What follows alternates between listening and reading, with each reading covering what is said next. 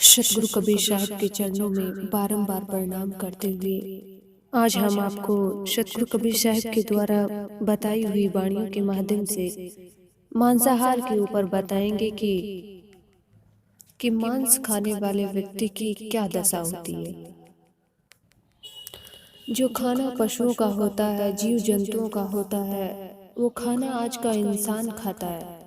जैसे आपने कई बार देखा होगा कि जो शेर होता है वो कितना ही भूखा रहे, वो जब खाता है तब मांस ही खाता है। वो कभी घास नहीं खाएगा चाहे कितना हो भूखा रहे। बकरी होती है, जब खाएगी तब हरी घास ही खाती है, वो कभी मांस नहीं खाती। उसके सामने कितना हो टुकड़ा लाके रख दीजिए, वो जब सेवन करेगी भोजन का तो वो घास ही खाएगी। लेकिन ये मानव एक ऐसा प्राणी है कि ये अपनी जीभ के स्वाद में आके ना मांस को छोड़ता है, ना किसी नशे को छोड़ता है, ना अन्न को छोड़ता है। इसके सामने जो आए वही खाना शुरू कर देता है। जैसे आप कई बार एक भजन के माध्यम से सुनते भी होंगे कि जग में चार स्वर मेरे भाई। चार स्वर के बारे में सतगुरु कबीर साहब बताएं कि पहला स्वर मछली को कहिए जो जल की करत सफाई। जो मछली होती है, कछुआ होते हैं, वो जल में रह के जल के छोटे छोटे जीव जंतु को खा के अपनी पेट पूजा करते हैं और जल को शुद्ध रखते हैं। और मछली क्या खाती है? मलमूत्र खाती है, गंदा खाती है, लैट्रिन खाती है, और उसी को व्यक्ति ये मानो उसको तवे पे तल के और फिर उसका सेवन करता है मिर्च मसाला डाल के। एक आत्मा की हत्या करके ये जीव खाता है, तो समझ लीजिए कि किसी की जीव की हत्या करके हम अपनी पेट पूजा करते हैं, तो उसका जो पाप है वो तो भोगना ही पड़ेगा हमको। उसकी पीड़ा को कोई जानता नहीं है कि वो मछली कितनी तड़पती है। बिना पानी के मछली जिंदा नहीं रहती है। और ये मानव एक ऐसा है कि उसकी पीड़ा को जानता नहीं है। जो ही आप उसको जल से बाहर निकालते हैं कितना छटपटाती है, तड़पती है मरने के लिए कि मेरे को पानी अगर मिल जाए तो मैं फिर से जिंदा हो जाऊं। लेकिन ये मानव के अंदर बिल्कुल भी दया धर्म नहीं है कि मैं क्या कर रहा हूँ। किसी जीव की हत्या करके मैं अपना पेट पाल रहा हूँ, अपनी जीभा का स्वाद ले रहा हूँ। उस मछली को मारता है और फिर उसको पका के अपना खाता है, पेट भरता है, सिर्फ अपनी जीभ की स्वाद के लिए। आपके बच्चे को कोई अगर एक थप्पड़ मार दे तो आपकी आत्मा कितनी दुखी हो जाती है जब आपका बच्चा रोता है, तड़पता है। उसी प्रकार से वो भी किसी का बच्चा है, वो किसी की माँ है, किसी की बहन है, वो भी एक आत्मा है। भले ही अपने कुकर्मों से वो किसी जीव की योनि पा गई है, मछली बन गई है, तो इसका मतलब तो ये नहीं कि ये मानव बहुत शक्तिशाली है कि उसको मार के, उसको तड़पा तड़पा के फिर उसको तवे पे भूज के उसको खाए। इसके लिए तो मानव को खाने के लिए तो परमात्मा ने जीव इसीलिए नहीं दिया है कि तुम मछली मार के खाओ, तुम बकरा मुर्गी मार के खाओ। ये मानव एक ऐसा है कि ना भेड़ बकरी भैंसा गाय सुअर जो इसके सामने आए उसी को खा जाता है। इसको समझ में नहीं आता कि मैं क्या खा रहा हूँ। आप कई बार देखते होंगे कि आपका दांत टूट जाता है तो उस अपने ही दांत की हड्डी को आप निकाल के बाहर फेंक देते, उसको मुंह में ज्यादा देर रखना नहीं चाहते। आपके मुंह में जो आता है ब्लड, आप उसको पानी से कुल्ला करके उसको बाहर फेंक देते हैं। आप अपने खून को नहीं पीना चाहते, लेकिन जीव जंतुओं की हड्डियों को आप चूस चूस के खाते हैं। अपने ही खून से इतनी नफरत करने वाला व्यक्ति और इतने गंदे जानवरों की खून को और हड्डी को तोड़ मरोड़ के खा जाता है और फिर कहता है कि हमारा पेट थोड़ा गड़बड़ा गया। क्योंकि गड़बड़ाएगा तो सही, क्योंकि तूने अच्छा भोजन नहीं किया है। तो उस भजन में बताते हैं कि पहली सफाई मछली को कहिए जो जल की करत सफाई। दूसर सुअर सुअर को कहिए जो गांव की गली की करत सफाई। सुअर जो भी होता है वो अपने मुंह से ही काम करता है, नाक से काम करता है, वो गंदा सूंघता है, गंदा खाता है, नालियों में पड़ा गंदा कूड़ा करकट जो भी है वो सब खा जाता है, और उसका कार्य जो है वो उसके मुंह से होता है, वो मुंह से अपना काम करता है। और उसी प्रकार से आदमी सोचता है कि अगर हम सुअर को खा लेंगे तो हम भी मुंह से काम करेंगे, जेसीबी की जरूरत ही नहीं पड़ेगी। तो वो आदमी क्या करता है कि सुअर को काट काट के खाता है। जैसे मुस्लिम लोगों में मतलब बताया जाता है कि सुअर को खाना उनके धर्म में धर्म बताया जाता है कि हम सुअर को खाते। जैसे हिंदू धर्म में गाय को खाया जाता है, गाय को काट के बलि चढ़ाया जाता है, बकरी की बलि चढ़ा देते हैं। कई बार तो बोला जाता है कि माता के मंदिर में बलि चढ़ाते हैं लोग, किसी बकरी को ले जाएंगे कसाई के लगे से और फिर उसका बलि चढ़ा देते हैं। बताइए कोई माँ चाहेगी कि उसका बच्चा को काट के उसके ऊपर चढ़ाया जाए, जिसको माता कहते हैं। आप संसार में नवरात्रा भी करते हैं, 9 दिन भूखे रहते हैं। आप एक दिन अगर भूखे रह जाते हैं तो आपकी माँ, खुद की माँ ये सोचती है कि आज मेरा बेटा भोजन नहीं खाया है, तो दिन भर परेशान रहती है। तो वो कैसी माँ है जो अपने बच्चे को 9 दिन तक भूखा रखती है, उसके बाद उसको फल देती है। तो ऐसी कोई माँ नहीं हो सकती जो अपने बेटे को पीड़ा में देखती है और उसके बाद उसकी इच्छाएं को पूरा करती है। माँ शब्द ही एक ऐसा महान है कि बच्चे के बोलने से पहले ही वो पूरा हो जाता है। जैसे संसार में कई बार देखा जाता है कि बच्चा जो होता है अपने पिता से कोई अपनी इच्छाएं नहीं जाहिर करता है, अपनी माँ से बहुत ज्यादा प्रेम रखता है, क्योंकि माँ उसके बोले बिना ही उसकी हर एक इच्छा को पूरी कर देती है। तो माँ एक अपने आप में बहुत बड़ा महान शब्द है, माँ कहलाना। और जिन माता को हम कहते हैं कि वो हमारी माता है, तो माता जो होगी वो कभी नहीं चाहेगी कि मेरा बेटा भूखा रहे, मेरे लिए कुछ खाए पिए ना, तभी मैं उसकी इच्छाओं को पूरा करूंगी। तो उन माता थोड़ी ना चाहेगी कि मेरे ऊपर तो बलि चढ़ा, ये तो हम अपने लिए करते हैं। माता का तो सिर्फ एक नाम हम दे देते हैं कि माँ ने कहा है कि बलि चढ़ाना है। कोई माँ नहीं चाहेगी किसी जीव की हत्या करना, कि किसी जीव की हत्या करके माँ को बलि चढ़ाना।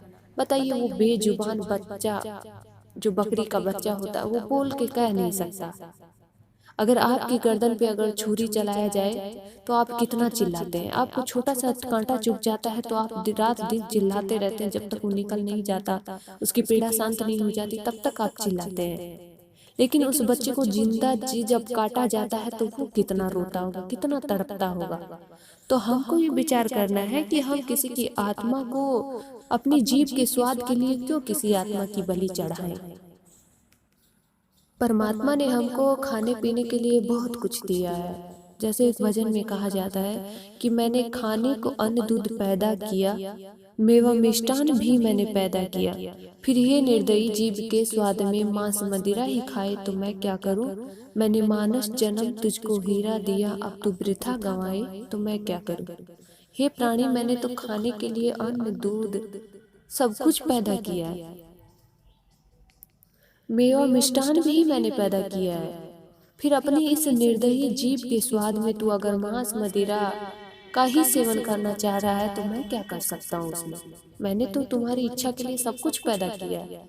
जैसे जीव जो खाता है परमात्मा उसके लिए पूर्ति के लिए वो भिजवा देते हैं। जैसे अजगर करे न चाकरी, पंछी करे न काम, दास मलुका कह गई सबके दाता राम। अजगर मांस खाता है तो उसके पास भी वो परमात्मा पहुंचा देते हैं। तो तेरे लिए परमात्मा ने बनाया है, अन्न बनाया है, मेवा मिष्टान है, दूध पियो, पानी पियो, ये सब तेरे लिए बनाया है। तो ये सब जानवर तो नहीं खा सकता, लेकिन मानव तो खा सकता है। लेकिन मानव अपनी चीजों को छोड़ने के बजाय जीवों की चीजों का हनन कर रहा है। तीसरे सुअर पक्षी को कहिए जो आकाश की करत सफाई। तीसरे जीव सुअर पक्षी को बताया गया है कि पक्षी को जो आसमान की को सफाई करता है, लेकिन ये मानव एक ऐसा है कि ये तो तीनों की ही सफाई कर देता है। चौथा सुअर मानव को कहिए जो तीनों की करत सफाई, ये किसी को नहीं छोड़ता है, जल नभ थल सबकी सफाई कर देता है। ये मानव एक ऐसा प्राणी है कि न जीव को छोड़ता है न किसी पक्षी को, न मछली को, मुर्गा को, बकरा को, सुअर को, गाय को, सबको काट काट के खा जाता है। कुछ लोग तो अंडे भी खाते हैं, अधिकतर उसका आमलेट बना के खाते हैं। तो अंडा जो होता है वो एक रजवीरी से बनता है। मुर्गा मुर्गी के रजबीरी से जो अंडा बनता है, उस अंडे के रजबीरी को ये सब लोग खाते हैं बना के। कितना गंदा होता है वो। इन लोगों को समझ में नहीं आता है, जो लोग खाते हैं उनके दिमाग पे कितना असर पड़ता है, क्योंकि खाने का हमारे मन के ऊपर बहुत बड़ा असर पड़ता है। जैसा खाए अन्न वैसा होए मन। आपका मन कैसा होगा, जैसा अन्न आप खाएंगे। अगर कुकुर के जैसा अगर आप भोजन करेंगे, जैसे मांस होता है, कुकुर का भोजन होता है, कुत्ते का होता है, तो आपके अंदर कुत्ते जैसी बुद्धि हो जाएगी। और अधिकतर समाज में हम देखते भी हैं कि लोगों का बोलने का, बैठने का ढंग ही उनको पता नहीं है कि कैसे किससे बात किया जाता है। ऐसे चिल्ला के बोलते हैं, माँ बाप से भी बोलते हैं तो चिल्ला के बोलते हैं।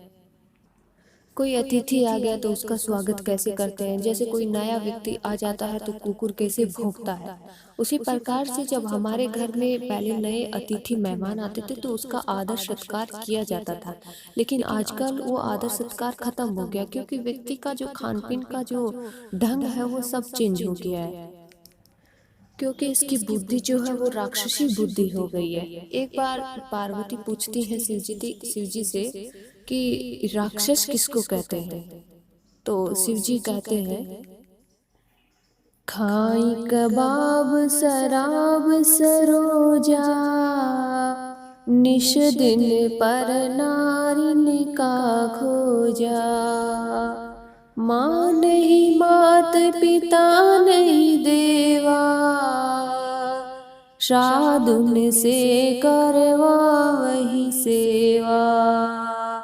जिनके अस्या चरण भवानी, ते जानो निश्चर सम प्राणी। शंकर जी कहते हैं पार्वती से कि खाई कबाब शराब सरोजा। कबाब मतलब हड्डी। जो हड्डी को चूस चूस के खाते हैं वो राक्षस की वृत्ति की होते हैं। जो शराब पीते हैं वो राक्षस वृत्ति के आदमी होते हैं। खाई कबाब शराब सरोजा, निस दिन पर नारिन का खोजा। कि ऐसे व्यक्ति जो होते हैं, जो हड्डी खाते हैं, मांस खाते हैं और शराब का सेवन करते हैं, ऐसे व्यक्ति के अंदर कुत्ते जैसी बुद्धि हो जाती है। जैसे कुत्ता होता है, ना अपनी माँ को समझ पाता, ना बहन को समझता है, ना अपनी बेटी को समझ पाता है, वो सबके साथ संबंध बनाता है। उसी प्रकार से ऐसे व्यक्ति की जो बुद्धि है वो दुष्ट बुद्धि हो जाती है, कुत्ते जैसी हो जाती है। और निष्दिन पर नारिन का खोजा, कि उस दिन उसको हर एक दिन नई नई स्त्रियों का खोज रहती है। और आजकल अधिक देखा भी जाता है, जैसे भाई है तो अपनी बहन को बहन जानता है, लेकिन बाकी संसार में जितनी भी स्त्रियां हैं, नारी हैं, बेटियां हैं, सबको गलत निगाह से देखता है। या माँ जब जब छोटा बच्चा होता है तो माँ को अपने बेटे से एक ही बात कहनी चाहिए कि बेटा, जैसे अपनी बहन को बहन समझता है वैसे सबकी बहन को ही अपनी बहन समझना, कि ये भी मेरी बहन है। ये शिक्षाएं आजकल की ना माएँ दे पाती हैं, ना बच्चा उस शिक्षाओं को ग्रहण कर पाते हैं। उनके अंदर खान पीन का ऐसा प्रभाव पड़ गया है कि हर दिन उनको, आप देखते होंगे रास्ते में जाती हुई लड़कियों को, बेचारी डरती हैं वो रास्ते से गुजरने के लिए। घर से बाहर निकलती हैं तब भी उनको डर लगता है। पहले डर तो माँ बाप से लगता है, घर में रहती है तब, फिर उनका शादी कर दिया जाता है तो पति से लगता है, बाहर जाए तो समाज से डर लगता है। हर एक नारी इस संसार में डर के जी रही है। हाँ, कुछ ऐसी स्त्री होती हैं जिनको किसी की परवाह नहीं होती है, जिनको समाज का डर नहीं होता है, न किसी की इज्जत की परवाह होती है, माँ बाप की इज्जत की भी परवाह नहीं होती है, जो एकदम स्वतंत्र अपना जिंदगी जीती हैं, उनकी अलग बात है। लेकिन जो समाज से दबी हुई जो नारियां हैं, वो हर एक व्यक्ति के स्वभाव को देखती हैं, समाज को भी देख के चलती हैं। तो ऐसी जो स्त्री होती है उनको चारों तरफ से घिर जाती है। तो उन्हीं के बारे में बताया कि निस्दिन परनारिन का खोजा, कि ऐसे जो व्यक्ति होते हैं जो शराब और हड्डी मांस मदिरा का जो सेवन करते हैं, वो व्यक्ति हर एक दिन नई स्त्री की खोज करते हैं। माँ नहीं मात पिता नहीं देवा, साधुन से करवावे सेवा। वो ऐसे व्यक्ति माता पिता और देवी देवताओं जो नास्तिक होते हैं, ऐसे व्यक्ति राक्षस वृत्ति के होते हैं और नास्तिक उनके अंदर भाव होता है। न माता पिता को मानते हैं, न किसी इष्ट देव की पूजा को मानते हैं। साधुन से करवावे सेवा, ऐसे व्यक्ति संतों के पास जाते हैं तो अभिमान और अहंकार से रहते हैं, वो साधु से ही सेवा करवाने लगते हैं। जिनके अस आचरण भवानी ते जानो निश्चर संप्राणी, कि हे भवानी, ऐसे जिस व्यक्ति के अंदर भाव होता है तो आप समझ जाइए कि वो व्यक्ति स्वयं राक्षस है। अंकुर भके सो मानवा, मांस भके सो स्वान, जीव भदे सो काल है, सदा नरक परिमान। साहिब की वाणी में कहते हैं कि अन्न भके सो मानवा, जो अन्न को खाता है वही मानव है, और जो मांस खाता है वो कुत्ते के समान है। जीव बधे सो काल है, ये जो जीवों को बधे मतलब जो जीवों की जो हत्या करता है वो उसके लिए साक्षात नरक है, काल है, जो किसी जीव के ऊपर दया नहीं करता है। साहिब कहते हैं कि कबीर तेई पीर है, जे जाने पर पीर, जे पर पीर न जाने ते काफिर बेपीर। साहिब कहते हैं कि संसार में वही श्रेष्ठ व्यक्ति है जो दूसरे की पीड़ा को समझता है, और जो दूसरे की पीड़ा को नहीं समझता है वो व्यक्ति काफिर होता है, जो दूसरों की ऊपर दया नहीं करता है और पराई पीड़ को नहीं समझता है। तो साहिब कहते हैं इस संसार में ऐसे व्यक्ति बहुत कम होते हैं जो मांस का आहार नहीं करते हैं। मांसाहारी मानवा प्रत्यक्ष राक्षस अंग, ताकि संगति मत करो पड़त भजन में भंग। मांस खाए ते ढेढ़ सब, मद पीवे सो नीच, कुल को दुर्मति परी, हरे राम कहे सो ऊंच। साहिब कहते हैं कि मांस जो खाता है वो व्यक्ति प्रत्यक्ष राक्षस है, उसके पास मत बैठिए। जो भजन भक्ति सत्संगी लोग होते हैं, ताकि संगति मत करो, उसकी संगति कभी नहीं करनी चाहिए। जो मांस का शिकार होते हैं, जो नशा व्यसन करते हैं, अगर उनका संग हम करते हैं तो हमारे भजन में भंग पड़ता है, विघ्न आता है हमारे भजन में। ऐसे व्यक्ति राक्षस वृत्ति के होते हैं। मांस खाने वाले सब चमार वृत्ति के लोग होते हैं, और शराब पीने वाले डोम। साहिब कहते हैं कि मांस खाए थे ढेढ़ सब, मद पीवे सो नीच, कि मांस किसको कहा है कि मांस खाने वाले सब चमार हैं, मद पीवे सो नीच, और शराब पीने वाले डोम। पहले ऐसे होता था कि नीच जाति को ऐसे बोलते थे कि नीच जाति ही नशा व्यसन करती है, लेकिन आज के संसार में देखते हैं तो साधु लोग भी हुक्का तंबाकू गांजा उनके सबके शिकार हो गए, बीड़ी पीते हैं, सिगरेट पीते हैं। और ब्राह्मण लोगों में भी देखा जाता है कि सब मांस खाते हैं, मुर्गा मुर्गी सब सब एक जैसे हो गए हैं। पहले इन सब नहीं करते थे, लेकिन आज के इस कलयुग में सब बराबर है और सब खाते हैं। तो उनके विषय में साहिब कहते हैं कि कुल को दुर्मति परि, हरे राम कहे सो ऊंचे। जो मांस का भक्षण करता है उसकी पूरी जो कुल होता है, उसका पूरा परिवार जो है, दरिद्रता आ जाती है उसके परिवार में, उसके पूरे परिवार की बुद्धि जो है वो दुष्ट हो जाती है, और उसका प्रभाव हमारी आने वाली पीढ़ी पे भी पड़ता है। तो हमको मांस और नशा व्यसन से दूर रहना चाहिए। जो इनसे दूर रहता है उसका घर ही उत्तम बताया है साहब ने। जो कुबुद्धि त्याग के राम को भजता वही घर उत्तम है और सर्वश्रेष्ठ है। और साहब ये भी कहते हैं कि जो मछली खाता है, सूरा से प्रेम करता है, ऐसे व्यक्ति की दशा वैसे हो जाती है जैसे कि मूली का पेड़ होता है, हम उसको जड़ सहित निकाल लेते हैं। तो उसी प्रकार साहब कहते हैं कि जिस घर में नशा व्यसन होता है उसका पूरा कुल जो है वो मूली की खेत की तरह पूरा नष्ट हो जाएगा। उसके परिवार में कोई बचेगा नहीं जो नशा व्यसन करता है। जैसे रावण की जो लंका थी उसमें सब लोग राक्षस वृत्ति के थे, तो रावण की लंका पूरी जल के तहस नहस हो गई। तो उसी प्रकार से हमारे अगर परिवार में सभी लोग नशा व्यसन करते हैं तो हमारे दशा भी उस रावण की तरह हो जाएगी, उस मूली के खेत की तरह हो जाएगी कि हमारे कुल में फिर कोई बचेगा नहीं। तो नशा व्यसन से हमको दूर रहना चाहिए, मांस मदिरा से उसका सेवन नहीं करना चाहिए। ये खाना तो कुत्ता, सियार, शेर इन सब के लिए है, उसे नर क्यों खाता है? जो ऐसा जानवर भी मांस मुख में डालेगा वह अवश्य ही नरक में जाएगा। जो व्यक्ति ये सब जानते हुए भी अगर मांस का सेवन करता है तो ऐसे व्यक्ति के लिए साहब कहते हैं कि वो नरक में चला जाएगा। आज मांस खाना शुरू किया, धीरे धीरे शराब पीना शुरू करेगा।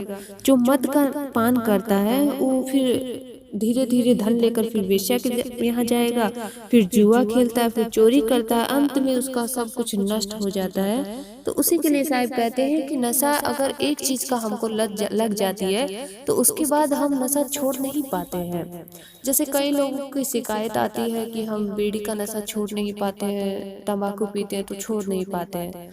अगर कहीं पे भी उनका एक्सीडेंट हो जाए, भगवान करे ना हो, लेकिन ऐसा मतलब विचार करें कि अगर कहीं पे हम हॉस्पिटल में चले जाएं तो हमको भर्ती कर दिया जाए, कहीं बहुत बड़ी बीमारी लग जाए तो हमको अगर भर्ती कर दिया जाए तो वहां पे तो हमको बीड़ी मिलती नहीं है, तब हम अपने मन को कैसे बस में कर लेते हैं। तो ऐसा हम विचार करें कि हम जब हॉस्पिटल में जाए तब हमारा नशा छूटे, इससे पहले ही हम अपने नशे को त्याग दें, ताकि हॉस्पिटल में जाना ही ना पड़े, हमारे घर वाले परेशानी न हो, ना इतना पैसा खर्च करें। आप दिन में कम से कम 40-50 रुपये तो ऐसे ही खर्च कर देते हैं। जोड़ के देखिए महीने के कितने होते हैं, साल के कितने होंगे, 2 साल के कितने होंगे। उतने पैसे में तो आप एक बहुत बढ़िया गाड़ी खरीद सकते हैं, अपने बच्चों के लिए बढ़िया घर बना सकते हैं। नशा व्यसन एक बहुत बड़ी लत है, अगर वो छूट जाए तो आदमी अपने घर को नरक से भी स्वर्ग बना सकता है।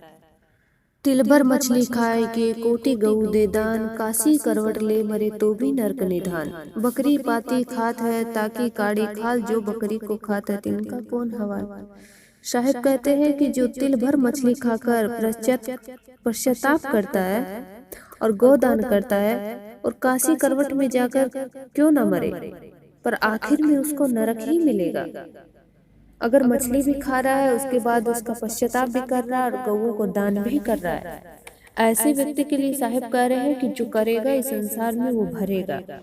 जैसे बकरी पाती खात है ताकि काड़ी खाल, जो बकरी को खाता है तिनका कौन हवाल।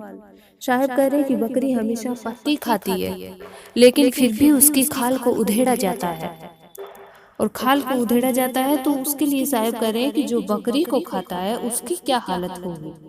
बकरी तो हरी घास खाती है, फिर भी उसकी खाल को हिधेड़ दिया जाता है, काट दिया जाता है, बलि चढ़ा दिया जाता है। लेकिन जो व्यक्ति बकरी को खा रहा है उसकी क्या दशा होगी, इसके विषय में कभी किसी ने विचार किया? कोई इस विषय पे विचार नहीं करता है कि जो हम कर रहे हैं उसका हमको फल क्या मिलेगा। भोगना तो हमें को पड़ेगा। हमारे परिवार वाले हमारा साथ नहीं देने वाले, जब इस जन्म में नहीं साथ दे रहे हैं, जब हम साथ में लेके नहीं आए तो साथ में जाएंगे कैसे हमारे। वो भी इसका भार नहीं भोग पाएंगे। लेकिन हाँ, जीते जी जरूर भोगते हैं। अगर घर में हम शराब पीते हैं, नशा व्यसन करते हैं तो उसका प्रभाव हमारे परिवार पे, हमारे बच्चों पे जरूर पड़ता है। क्योंकि आप शराब पी के आते हैं, गाली गलौज बकते हैं, किसी को मारपीट करते हैं तो हमारा पूरा परिवार दुखी रहता है। जब एक लड़की की शादी हो जाती है उससे पहले तो लड़का एकदम राम की तरह खड़ा रहता है कि बहुत सीधा साधा है, कभी जिंदगी में किसी प्रकार का नशा व्यसन ही नहीं करता है। लेकिन जो उसकी शादी हो जाती है शराब पीना शुरू कर देता है। अब बेचारी लड़की कहाँ जाए, किसको कहे, क्योंकि शादी से पहले तो ठीक था। ऐसी ही हालत हो जाती है कि किसी व्यक्ति का धन और बढ़िया मकान वाला घर ना ही ढूंढे तो बेहतर है, लेकिन व्यक्ति के गुण और स्वभाव अगर अच्छे हों तो हमारे परिवार में हमेशा खुशियां रहे। भले ही हम कम खाएं, ऐशो आराम की जिंदगी हमारी ना रहे, लेकिन हमारे परिवार में किसी प्रकार का कोई नशा व्यसन ना रहे, बीड़ी का भी नशा ना रहे, सिगरेट का भी नशा ना रहे, तो हमारा परिवार बहुत सुख और समृद्धि से रहता। उस घर में कभी दरिद्रता नहीं आती है। इस संसार में हर एक जीव है, सबके जीव में, सबके हृदय में परमात्मा वास करते हैं।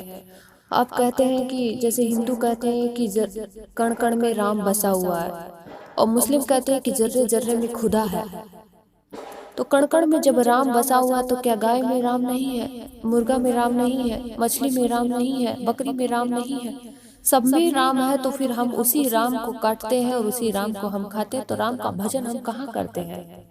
हम सुअर को काट के खाते हैं तो कहाँ हमारे खुदा है? आप तो खुदा से जुदा हो गए, फिर परमात्मा हमारी पुकार कैसे सुन सकता है? हम सब उस मालिक के जीव है और सबके अंदर परमात्मा वास करता है। जब आपके बेटे को कोई चोट लगती है, आपका बेटा जब मर जाता है तो आप कितना रोते हैं, तो उस परमात्मा की भी हम सब जीव है, जब वो मर जाते हैं तो उनको भी कितनी पीड़ा होगी। इस पराई पीड़ को कोई नहीं समझ पाता है, पर इस पराये दर्द को कोई नहीं समझ पाता है। जैसे कुछ लोग कहते हैं कि अगर हम बलि चढ़ाते हैं किसी भी जीव की तो वो स्वर्ग में चला जाता है, तो ये झूठी बात है। अगर वो स्वर्ग में चला जाता है तो ये मूर्ख इतना नहीं जानता है कि यदि ऐसा होता है तो ये मुल्ला और पंडित अपना गला काटकर स्वर्ग क्यों नहीं जाते? जब वहां पे जब एक जीव को स्वर्ग मिल सकता है तो अपना गला काट के स्वर्ग चले जाना चाहिए, उसको किसी और की हत्या क्यों करे? लेकिन ये झूठी बात है बिल्कुल। सिर्फ अपनी व्यक्ति, ना कोई देवी देवता इसको खाने के लिए बोलता है और ना ही कोई भगवान ऐसे कहता है कि तुम इसको काट के खाओ ताकि मैं प्रसन्न रहूंगा। क्योंकि कोई भी किसी की आत्मा को अगर हम पीड़ा देते हैं तो कोई खुश नहीं रह पाता है। हम भगवान को सोचते हैं कि हम खुश कर लेंगे ये सब खिला पिला के, तो आप अपने पेट को जरूर खुश कर सकते हैं दूसरे, लेकिन भगवान उससे खुश नहीं होते हैं। ये सिर्फ एक मन का वहम है। जोर करी जबहें करी मुख सो कहे हलाल, साहिब लेखा मांगसी होसी कौन हवाल। साहिब कह रहे हैं कि जोर करी जबही करे, जोर जबरदस्ती से जो जीव को मारकर मुंह में कहते हो कि हलाल किया है, मुंह से कहते हो कि हलाल किया है। अरे मूर्ख, जिस वक्त मालिक हिसाब मांगेगा उस समय तुम्हारी दशा क्या होगी, ये तो तू सोच ही नहीं रहा है। आज तो कह रहा है कि मैंने हलाल किया, परमात्मा को चढ़ा दिया, बलि किया, बलि दिया इसका। लेकिन जिस दिन परमात्मा तेरे से हिसाब मानेंगे, वो तो राई राई का हिसाब मांगेंगे कि तूने क्या किया था, क्या नहीं किया था। उस विषय में जब तेरे से पूछेंगे तो तू उस वक्त क्या हिसाब देगा परमात्मा को? साहब कहते हैं कि कहता हूँ कहीं जात हूँ कहाँ जुमान हमार, जाका गला तुम काटी हो सो फिर काटी हम तुम्हार। हिंदू के दाया नहीं मेहर तुरक के नाही, कहे कबीर दोनों गए लख 84 माही। साहब कह रहे कि कहता हूँ कहीं जात हूँ, मैं कह रहा हूँ, कहते जा रहा हूँ, यदि मेरा कहा कोई माने तो जिसका गला तुम काटते हो वह भी अवसर पाकर तुम्हारा गला अवश्य काटेगा। जैसे आप सभी ने सजन कसाई के बारे में सुना होगा कि वो हर दिन एक गला काटते थे। उनको कसाई के, सजन कसाई के नाम से उनको जाना जाता है। तो क्या करते हैं कि जब शाम हो जाती है, शाम होते ही वो अपनी छुरी को छोड़ देते थे। तो एक राजा का आदेश आता है उसके यहाँ से मांस लाने का। तो वो कहता है कि भाई मेरा नियम है कि मैं शाम के बाद किसी का गला नहीं काटता हूँ। तो उसने कहा कि राजा का हुक्म है कि तुमको गला काटना ही, तुमको मांस देना ही पड़ेगा राजा के लिए। तो सजन कसाई मन में विचार करता है कि मैंने तो कसम ले रखी है कि शाम होने के बाद मैं किसी का गला नहीं काटूंगा, लेकिन मैं इस भैंसे के पीछे का हिस्सा काट के मैं दे देता हूँ। तो सोचता है कि जब ये बात उसके मन में विचार आती है तो वो क्या करता है कि भैंसे के मुख से एक शब्द निकलता है कि हमारा और तुम्हारा सिर्फ गला काटने तक का ही था, क्योंकि तू मेरे को पीछे से काटेगा, मैं रात भर पीड़ा में रहूंगा, कितना मेरे को दुख मिलेगा। गला काटने का वादा था, मैंने पूर्व जन्म में शायद तुम्हारा गला काटा था, इसलिए आज तू मेरा गला काट रहा है। तो वही बात साहिब कह रहे हैं कि जाका गला तुम काटियो सो फिर काटी तुम्हार, कि तुम आज जिसका गला काट रहे हो फिर वो अवसर पाके फिर वो तेरा गला ही काटेगा, क्योंकि ये बदला चुकने वाला नहीं है। जो ये जैसा तू कर रहा है वैसा तेरे साथ भी होने वाला है। तो उसी के बाद जब इतनी बात जब वो भैंसे के मुंह से सुनता है तो उसको उतने में ही ज्ञान हो जाता है। तो वहीं पे वो अपनी छुरी छोड़ देता है और परमात्मा के भजन में लग जाता है। आज दुनिया उनको सजन कसाई के नाम से जानती है। वो भी एक कसाई होके भी परमात्मा को पा गए थे, दुनिया में नाम कमा गए थे। लेकिन ये व्यक्ति समझ नहीं पाता है कि हम किसी की जीव की हत्या करके अपनी पेट पूजा करते हैं तो इससे बड़ा महापाप और कुछ भी नहीं है संसार में। हिंदू के दाया नहीं मेहर तुरक के नाही, कहे कबीर दोनों गए लग 84 माई। ना हिंदू के हृदय में दया है, ना मुस्लिम के हृदय में रहम है। ऐसे व्यक्ति दोनों के दोनों 84 लाख योनियों के चक्कर लगाएंगे। जो व्यक्ति जीवों का हनन करता है, चाहे वो अपने जीवन में कितना हो वेद पुराण भागवत कथा करवा ले, जब तक अपने आहार को नहीं छोड़ेगा, जब तक नहीं त्यागेगा, तब तक ना तो उसके जीवन में कभी सुख सुविधाएं होने वाली है, ना उसके घर से दरिद्रता दूर जाने वाली है। और ऐसे व्यक्ति संसार में 84 लाख योनियां ही भोगते रहते हैं। कुछ लोग कहते हैं कि अंडा और मछली खाने के लिए डॉक्टर कहते हैं कि अंडा खाएंगे तो उससे प्रोटीन मिलता है। प्रोटीन तो दाल से मिलता है, दूध से मिलता है, चने से मिलता है, बादाम है, काजू किशमिश बादाम तमाम प्रकार के संसार में मेवा मिष्ठान परमात्मा ने जो दिया है उनसे प्रोटीन मिलता है। वो डॉक्टर भी एक बुद्धू है ऐसा कि जो किसी की जीव की हत्या करे खातिर बता रहा है कि उसकी हत्या करोगे तो तुमको प्रोटीन मिलेगा। कैसे मिलेगा? उसका पाप कौन भोगेगा? वो तो हम ही को भोगना पड़ेगा। जो बता रहा है उसको भी भोगना पड़ेगा, जो ऐसा कार्य कर रहा है। वो तो इसलिए कर रहा है क्योंकि उसका पैसा चाहिए उसको, तो डॉक्टर का काम ही ये है। इस कलयुग में हर एक व्यक्ति नशे से तृप्त है, नशे से लगा हुआ है। जैसे कि साहब की एक वाणी में बोलते हैं कि कलयुग काल पठाइया भांग तमाकू फीम, ज्ञान ध्यान की शुद्धि नहीं बसे इन्हीं के सीम। साहब कहते हैं कि काल के इस कलयुग में भांग तमाकू अफीम भेज दिए, जिसका सेवन करके नकली साधु ज्ञान ध्यान की शुद्धि तो नहीं रखते, सदा इन्हीं के नशे में डूबे रहते हैं। साहब कहते हैं कि भांग तमाकू चरस अफीम और शराब पी के सब साधु खराब हो गए हैं।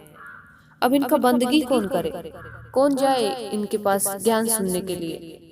व्यक्ति संसार में जाता है संतों के पास कुछ अच्छी शिक्षा प्राप्त करने के लिए, लेकिन साधु लोग भी ऐसे हैं कि गांजा का सेवन करते हैं।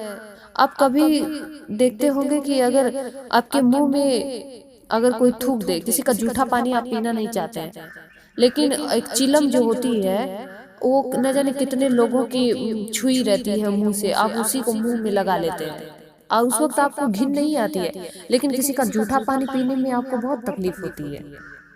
तो उसके लिए साहब कहते हैं कि हे ज्ञानी पुरुष, तुम समझ जाओ, भांग खाने वाले का बल बुद्धि विवेक सब नष्ट हो जाता है, अफीम खाने वाले नादान बन जाते हैं, और शराब का अवगुण क्या कहे ज्ञानी लोग सुन लो। जो मनुष्य शराब पीता है वह पशु बन जाता है और गांठ का धन भी गंवा देता है। जैसे व्यक्ति कहता है कि शराब पिएंगे तो हमारी चिंता दूर हो जाती है, शराब पीने से तो चिंता दूर हो जाती है, तो फिर दूसरे दिन क्यों पीते हैं? एक दिन शराब पी लिया, अब दूसरे दिन क्यों पीते हैं? जब भी आप शराब पीते हैं तो एक पल के लिए तो उस बात को भुला जाएंगे, लेकिन क्या वो बात फिर जिंदगी भर के लिए खत्म हो जाती है? शराब पी के किसी के टेंशन दूर नहीं होती, टेंशन और बढ़ जाती है।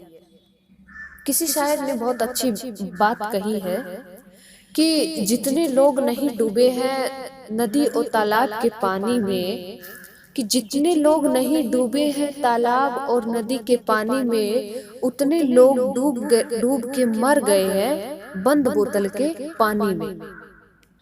आज संसार में आप देखते होंगे कि अधिकतर लोग शराब पी पी के अपने पूरे शरीर को एकदम क्षीण बना देते हैं। उनका शरीर पता ही नहीं चलता कि ये आदमी है या फिर हड्डी का कोई पुतला खड़ा है, समझ में ही नहीं आता। क्योंकि शराब जो एक ऐसा नशा है जो अंदर से आदमी को गला के नष्ट कर देती है। और संसार में शराब पीने वाला व्यक्ति मर गया है, लेकिन शराब आज भी जिंदा है। जैसे लोग कहते हैं कि जो शराब जो होती है वो चिंता हरण टॉनिक है, उसको पीने से चिंता हर ली जाती है, लेकिन वो मूर्ख ये नहीं समझ रहा है कि वो चिंता हरण टॉनिक नहीं, वो मृत्यु हरण टॉनिक है। वो मृत्यु को पास में लेके आ रही है। आज व्यक्ति पहले देखा जाता था कि व्यक्ति 100 साल से भी ऊपर जीते थे, उनको किसी प्रकार का नशा व्यसन नहीं था, लेकिन आजकल देखा जाता है कि 40 से 50 में व्यक्ति ऐसे लगता है कि एकदम बुढ़ा व्यक्ति है, क्योंकि उसके जीवन में नशा इतना बढ़ गया है कि अपने आप को रोक नहीं पाता है कि शरीर पे मेरे पे क्या प्रभाव पड़ रहा है। उससे हमारा धन भी खर्चा हो रहा है, हम किसी के कर्जदार हो जा रहे हैं। नशा एक ऐसी चीज है कि जब एक बार उसके लत लग जाती है तो उसको छोड़ना बहुत मुश्किल हो जाता है। हम अपनी जीभ के स्वाद में एक बार पी तो लेते हैं, खा तो लेते हैं, लेकिन उसका स्वाद हमको जिंदगी भर फिर भोगना पड़ता है। खाना पीना तो सिर्फ एक दिन के लिए, लेकिन छोड़ने के लिए व्यक्ति को पूरा जीवन लग जाता है, तब भी वो छूट नहीं पाती है। तंबाकू पीने से व्यक्ति का व्यवहार और परमार्थ दोनों में हानि होती है। वह मनुष्य शरीर से कमजोर हो जाता है और तृष्णा अधिक उसकी बढ़ जाती है तंबाकू पीने के लिए। और दूसरे के पास ऐसे दीन होके बैठ जाएगा, एकदम गरीब होके बैठ जाएगा, दुखी होके बैठ जाएगा कि एक चिलम भर दो। जैसे कोई किसी भी व्यक्ति को आप देखते होंगे जिसके घर में तंबाकू नहीं बनती हो, दूसरे के घर में जाता है एकदम गरीब की तरह कि एक चिलम तो भर ले यार, दोनों पी लेंगे थोड़ा थोड़ा। तो ऐसे व्यक्ति एकदम गरीब हो जाते हैं, लाचार हो जाते हैं, उनके अंदर एक कीड़ा लग जाता है पीने का कि हम पिए तभी हमको तसल्ली मिले, भले ही चाहे एक घूंट ही क्यों ना हो। और एक नशा होता है हुक्का का।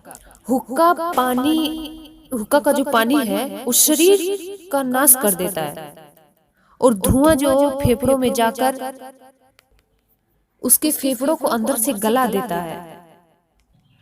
और तमाम प्रकार के नशे होते हैं, जैसे किसी को अपने सुंदर शरीर का नशा होता है, अहंकार का नशा होता है, वर्ण जाति का नशा होता है, धन संपत्ति का नशा होता है, विद्या का नशा होता है, गुण का नशा होता है, राज्य का नशा होता है। तमाम प्रकार के हमारे संसार में नशे होते हैं, और उन नशों से जब तक हम बचेंगे नहीं, त्यागेंगे नहीं, और तब तक हम परमात्मा की भक्ति में, संतों के सानिध्य में नहीं जा सकते।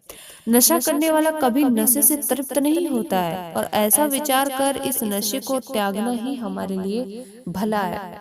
आप मंदिर में चाहे मुर्गा खा के जाए, चाहे मछली खा के जाए, चाहे शराब पी के जाए, चाहे दारू पिए, चाहे सिगरेट पिए, आपको कोई कुछ नहीं करने वाला, क्योंकि भगवान तो पत्थर की मूर्ति है बेचारी, वो तो बोल के कुछ कहेगी नहीं।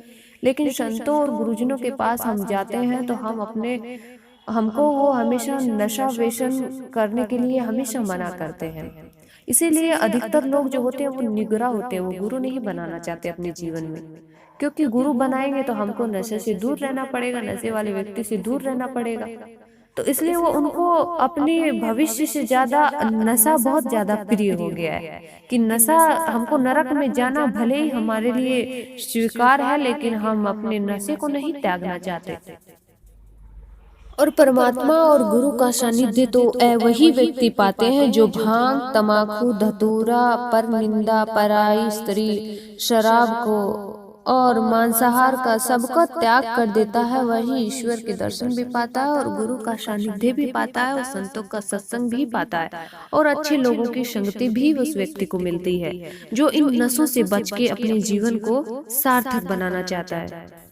राखी व्रत एकादशी करे अन्न को त्याग, भांग तमाकू ना तजे कहीं कबीर ए भाग।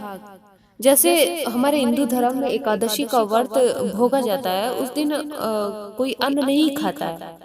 लेकिन हमारे जैसे पुरुष लोग तो जैसे नशा करते हैं उनके लिए तो क्या कहना, लेकिन अधिकतर महिलाओं को भी देखा जाता है, बीड़ी पीती हैं, सिगरेट पीती हैं, शराब तो अभी तक देखा नहीं है, लेकिन हो सकता है कि वो भी चोरी चुपके लेती होंगी। जो इतना नशा करती है वो शराब दारू जरूर पीती होंगी। और पुड़िया का तो इतना नशा करती है कि क्या बताएं, आजकल सबके मुंह में गुटखा तम्बाकू, एक तरफ से गाल उनका भरा ही रहता है, कहीं पे भी देख लीजिए।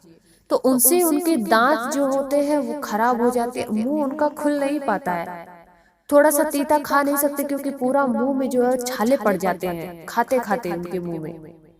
तो उसके लिए साहब कहते हैं कि एकादशी का व्रत भोगते हैं, उस दिन अन्न नहीं खाते हैं, लेकिन अपने नशे को नहीं छोड़ते हैं। तो बताइए, अन्न से बड़ा इनके लिए नशा हो गया कि अन्न का त्याग कर सकते हैं। अन्न जाए भाड़ में, हमको कोई मतलब नहीं है, लेकिन हमको नशा चाहिए। तंबाकू, बीड़ी, सिगरेट, पान, धतूरा, आक जो भी है, मांसाहार, हर एक चीज हमको मिलेगी, बाकी अन्न को छोड़ दीजिए। हालांकि सबसे प्रोटीन देने वाला तो अन्न होता है, और हम व्रत भोगते हैं, अन्न को त्याग देते हैं, बाकी चीजों को त्यागते नहीं है। शायद तो कह रहे हैं कि आदत बुरी सुधार लो, बस हो गया भजन। अगर भजन करना है तो तुमको व्रत भोगने की इन सब की क्या जरूरत है, अपनी आदतों को सुधारो, तुम्हारा भजन हो गया। बुरी आदतों को सुधार लो। हम व्रत करते हैं, भूखे रहते हैं, तो भूखे रहने से हम व्रत एक ये कर ले, एक पति व्रत का व्रत कर ले, एक पत्नी व्रत का व्रत कर ले। हम ये व्रत कर ले कि हम अपनी जिंदगी में कभी निंदा चुगली नहीं करें, इसका व्रत कर ले। हम ये व्रत कर ले कि हम अपनी जिंदगी में कभी किसी प्रकार का कोई नशा व्यसन नहीं करेंगे, हम अपनी जिंदगी में कभी कोई मांसाहार का सेवन नहीं करेंगे। इसको कहते हैं व्रत। तुम ऐसा व्रत का पालन कर लो। तो ऐसे व्रत भोगने से क्या मतलब है कि हम अन्न को त्याग रहे हैं और बाकी नशे का सेवन कर रहे हैं।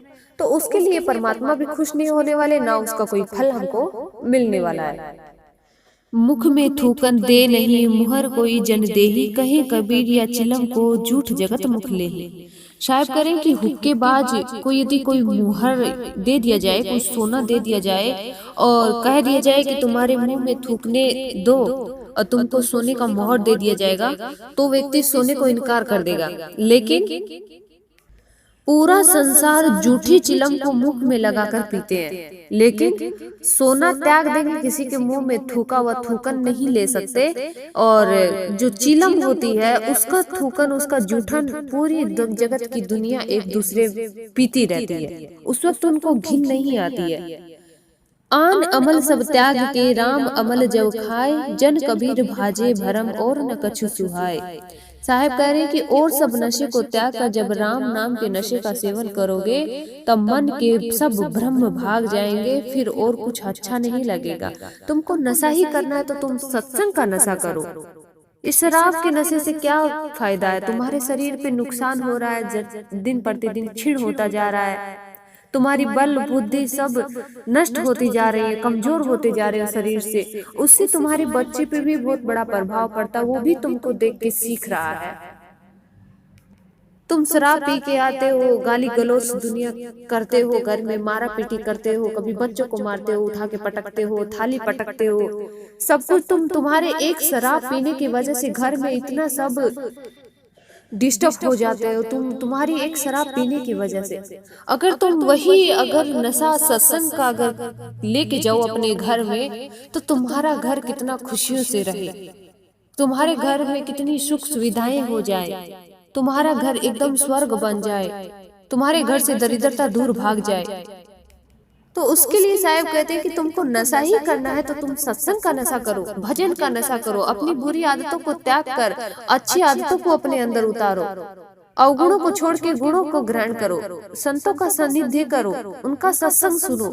दिन प्रतिदिन तुम्हारे मन ना लगे, कुछ खाने की इच्छा करे तुम्हारा, तो तुम मुंह में लौंग इलायची ले सकते हो। अगर बीड़ी सिगरेट जिसके छोड़ने की इच्छा करे तो वो व्यक्ति दिन में अगर मन करे तो वो उस छोड़ने के लिए अपने मुंह में इलायची ले ले, लौंग ले ले। एक दो दिन तो ऐसा लगेगा, उसके बाद आदत पड़ जाएगी। इस शरीर हमने इसकी आदत डाली है शराब की पीने की, मांस खाने की, अंडा खाने की, मछली खाने की, तो हम उस आदत को सुधारने की कोशिश भी कर सकते हैं। जब हम इसको उस आदत में डाल सकते हैं तो उस आदत से हम निकालना भी जानते हैं इसको, लेकिन व्यक्ति करना नहीं चाहता। अगर सोचना चाहे व्यक्ति, अगर करना चाहे तो क्या से कर सकता है, उसको कौन क्या कोई कह सकता है, कोई रोकने वाला थोड़ी ना उसको। आप शराब पीते हैं, आपको हजारों व्यक्ति रोकने की कोशिश करते हैं, लेकिन आप नहीं रोक पाते हैं, सबका कहना नहीं मानते हैं, लेकिन आप अपने आप का तो कहना मानते हैं। आपकी मर्जी है, आप स्वतंत्र हैं, आप नशा करते हैं कि क्या करते हैं ये आपकी मर्जी है। तो उसके ऊपर आपको क्या प्रभाव पड़ रहा है ये भी आपको विचार करना चाहिए। हुक्का पिएंगे, उसका जाने वाला धुआं आपका अंदर के फेफड़े गला के राख कर देती है, उससे आपको क्या मिलता है बदले में? कुछ भी तो नहीं। तो इसीलिए सब नशे को त्याग करके एक ही नशा अपनाओ, एक ही आदत अपनाओ कि हम प्रभु का भजन कर सके, सत्संग कर सके, अच्छी आदतों को अपने अंदर ग्रहण करिए। ये तमाम प्रकार के जितने भी नशे हैं आज भी जीवित हैं, लेकिन नशा करने वाला हर एक व्यक्ति मरा जा रहा है दिन प्रतिदिन। किसी भी जीव की हत्या करके अगर हम उस अपने पेट पालन कर रहे हैं तो एक ना एक दिन हमको भी वो भोगना ही पड़ेगा। तो सबसे एक ही निवेदन है कि ना किसी जीव की हत्या करिए, ना किसी प्रकार का कोई नशा वेशन करिए। फिर देखिए आपके घर में कैसे दरिद्रता दूर भागती है, आपका जीवन सुखमय हो जाएगा, आपके घर से जितने भी दुख है वो सब भाग जाएंगे और आप अपना जीवन अपने परिवार के साथ खुशी से बिता